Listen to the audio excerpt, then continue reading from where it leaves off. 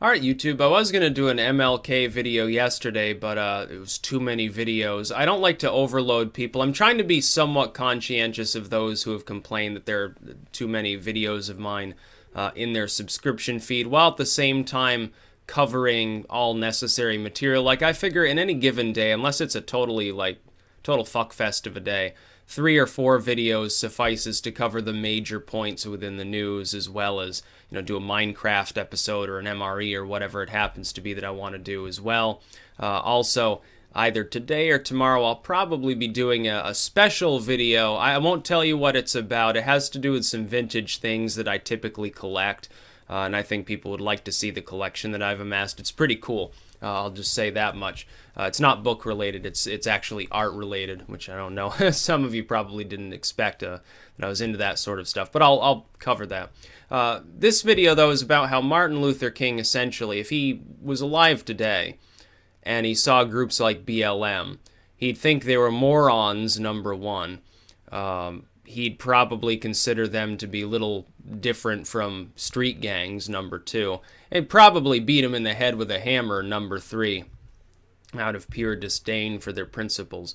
Let us not forget that Martin Luther King was a gun owner on a government watch list. Now, I know that this sort of cliche term that's used by the Libertarian Party, it can fall flat, but it's also true, and it needs to be mentioned. Martin Luther King, as an activist, was considered a possible commie by the U.S. government, was killed by the U.S. government, actually, indeed. Was assassinated by them specifically for, I guess, rabble-rousing, being too dangerous. He was too much of a leader. The reason why is because at a time when a lot of civil rights leaders were beginning to egg their supporters on and suggest what you could consider more violent activism, Martin Luther King wasn't really, he didn't really care if he got killed. He would have rather have been martyred, I think, anyway. Now, was he a flawed character? Yes. Some people make him out to be larger than life, above all reproach, like he never did anything wrong in his life. That's not true. He liked his women, let's just say, and so forth. But at the same time, overall, his message was, well, fuck this shit. We want togetherness. We want, essentially, when you think about it, civic nationalism, sort of this American identity that transcends race. And that never happened, obviously. At the end of the day, the Louis Farrakhan's ultimately managed to fool enough of the black community into following them to keep the violence and the stupidity going. It's just like there are people for every given racial or ethnic category. There are always going to be people who ultimately they want to line their own pockets that tell them, oh yeah, we're being put upon and it's the fault of this other group. And Martin Luther King fundamentally identified that the real problem was government. It was government policy. It was the segregation that came from government. It didn't come from some random white person on the street who, for all you know, was a freedom rider or something like that. And that's correct. It wasn't that every white person in the country got together and said, it'd be so fucking great. Let's just abuse like these millions of people here because, we don't like them because they have more melanin in their skin or something. In a lot of the states, there never was segregation. Like here in Vermont, and people often, they think of it as homogenous here. There actually are minorities here, but we never had segregation. We didn't have it back then. We didn't have slavery. Nobody gave a shit. And welcomed minorities into the community, and it never caused a problem. There was never any social alienation connected with it because people are like, well, what, huh? We're living out in a cabin in the woods. What do we care about all these issues that they have down in Selma or something like that? And Martin Luther King, I think, understood this more than a lot of other people during his time period. It's really funny. What really strikes me as amusing is watching people like Clinton that ramble about the differences between races, so much that you have to question their motives, trying to take credit for Martin Luther King was one of us, is such a great man. But at the time, people like Clinton and Obama were the people trying to get him assassinated and trying to tar and feather his reputation and prop up like the Louis Farrakhan's and stuff like that, or the Malcolm X's that wanted to see more violence and division and so forth. People who wanted, literally, in some cases, you listen to some of these people, they're actually arguing for resegregating the United States along a state line. Even like Tom Metzger, I can remember back in the 90s, Tom Metzger made some appearances. And he said, yeah, I agree with like these, like the Louis Farrakhan's and stuff. They're talking about wanting a black ethno-state, like carve it out of the United States. Like they'll take like Alabama, Mississippi, and Georgia. Yeah, I'm fine with that. That's perfectly okay. It's like ceding land. Whenever you get a movement that tells you that you should withdraw, cede a chunk of land, whether you're the majority or the minority, to form an ethno-state, that's not how ethno-states should form in the first place. This is one of the difficulties of like ethno-nationalism. You've just ceded a region of productivity to give it to some other group of people that have snapped away from you in the name of stability that's not even guaranteed, because it ignores all the other issues that are going on. It ignores larger economic issues and social issues even within races. It ignores, like, rich versus poor, whatever it happens to be. And that's one of my main problems with some of the suggestions that are made by some of these people. And regardless of my overall thoughts on the basic concept of ethno-nationalism, yeah, it's fine, but that specific methodology to take a group of people that have been mixed together and then separate them again is a little bit more complicated than forming an ethno-state from some primordial roots that was ethnic, remained ethnic. You'd think of like Poland or something. It's basically an ethno-state at this point. And it's considering their policies probably will remain one, so they're more or less homogenous. It's not like you go to Georgia and you've got this extremely multicultural area, along with all the the difficulties, of course, that attend it. Let's face it. But a lot of those difficulties are the result of politicians, really wealthy individuals, both black and white, fanning the flames of racial antagonism as a political issue every 4 years. And that's really where a lot of that comes from. When I look at Martin Luther King, I think of somebody who's somewhat apart from many of the other civil rights leaders at the time. Many of them wanted to resort to violence. He didn't care. He was like, oh, go ahead and hose me down. It doesn't even matter. He'd march anyway, and he and everyone else there, they'd get hosed down, or Bull Connor would attack them or something like that. And yeah, they were breaking the law at the time.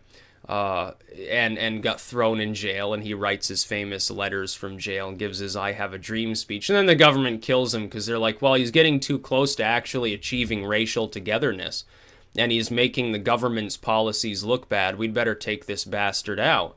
Meanwhile, they ignore a lot of these others who are really more like primordial street gang movements, because that actually helps the government to enforce what it was saying at the time. Oh, look at these uppity Negroes. They're getting so violent. But as long as people were watching Martin Luther King and all these people marching that they wouldn't even fight back if you attacked them half the time, as long as the nation was transfixed on them, support to end segregation was growing, support for civil rights was growing, support for civic nationalism, in essence, was growing. And they couldn't have that, because if they wanted their long-term globalist line to work, they have to pit people against one another. Ultimately, that's one of the ways that they accomplish their goals. You keep people under stress so that they blame their neighbor, the other little guy, across town who's just of a different ethnicity or something. You blame them instead of looking at what Martin Luther King saw as the problem, which was the government itself. It was the government's policies that were making his life miserable, and indeed making white lives miserable as well.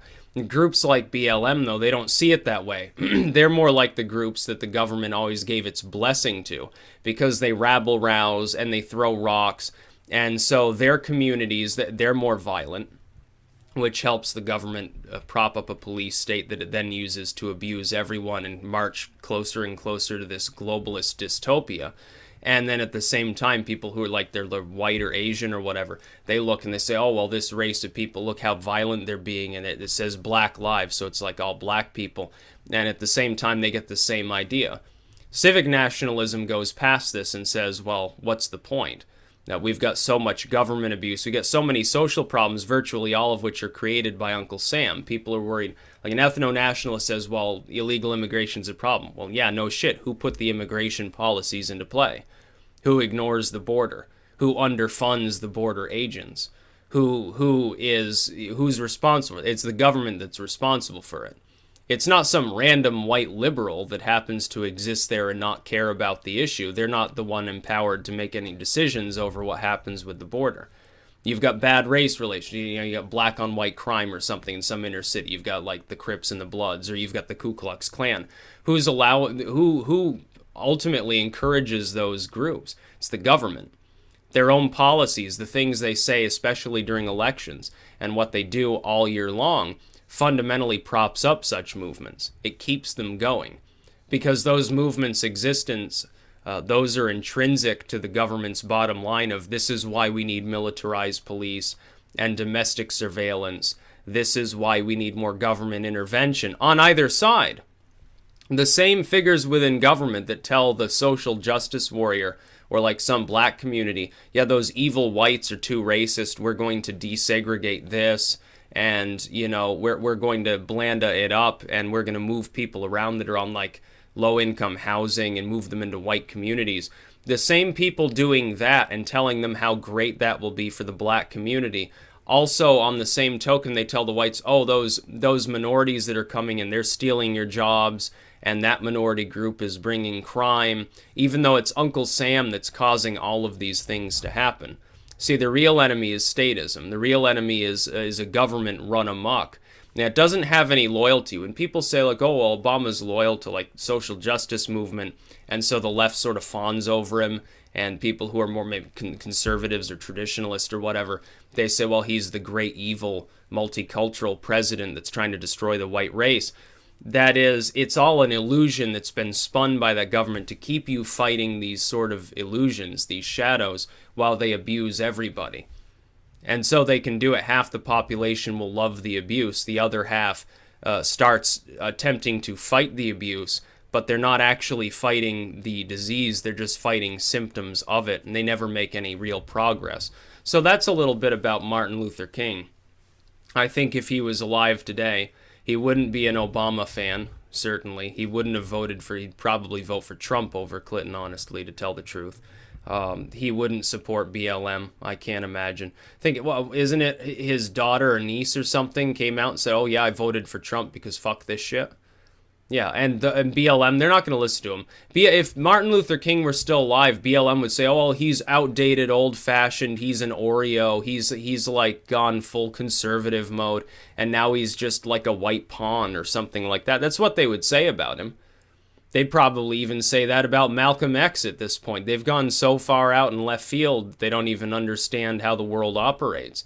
These people, they just, their so-called leaders are just there to get attention, to attention whore, and to make money off of these things. That's why Sean King and some of these others are involved, number one. And then the lay people, like the folks that show up at the Bernie rally and steal the microphone and start rambling about Black lives while he's sitting over there cucked in the corner or whatever. Those individuals, some of them are just delusional. Some of them are trust fund babies that pretend to be delusional to score brownie points with the black community. Like maybe they're dating a black girl and so they just join BLM to show how multicultural and like diverse they are, or something like that. And that's really what happens. It's the land of confusion all over again. It really is. It's true delusion in every possible sense of the word. I don't think that Martin Luther King would be very happy with what people are doing to his legacy, especially groups like BLM that seek to lionize somebody who had nothing in common with what their goals are. That's about all. Peace out.